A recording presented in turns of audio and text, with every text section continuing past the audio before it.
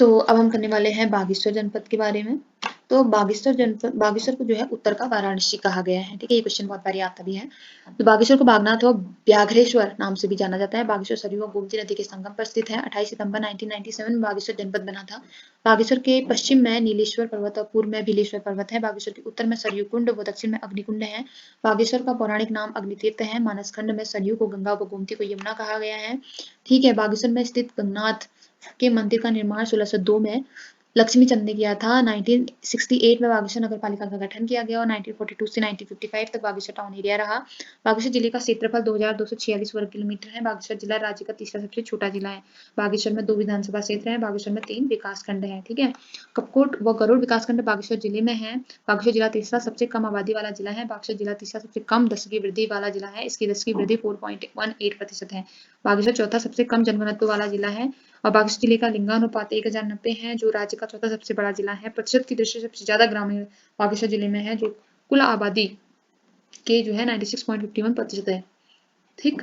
बागेश्वर जनपद राज्य में सबसे कम नगरीय आबादी है। प्रतिशत की दृष्टि से सबसे अधिक अनुसूचित जाति के लोग बागेश्वर में है। 1921 में कुली बेगार प्रथा का अंत बागेश्वर में सरयू नदी के तट पर हुआ था।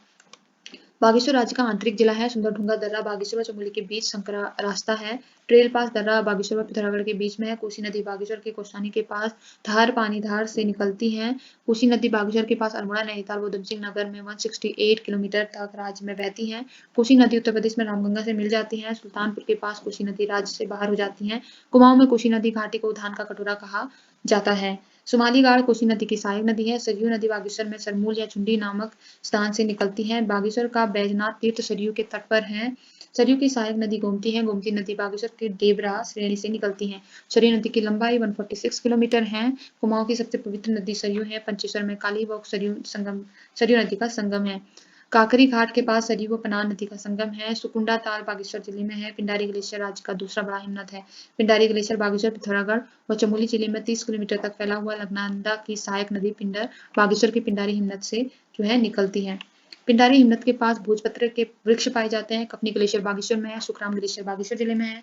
मैकतौली व सुंदरढूंगी हिमनद भी बागेश्वर जिले में है।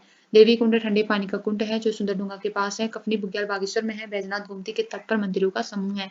बैजनाथ के मुख्य मंदिर में आदमकद पार्वती की बनी हुई पत्थर की मूर्ति है, ठीक? कोट भ्रामरी का मंदिर बागेश्वर में है। कोट भ्रामरी देवी कत्यूरे की अधिष्ठात्री देवी थी। पांडुस्थल गढ़वाल व कुमाऊं की सीमा पर रमणीक स्थल है।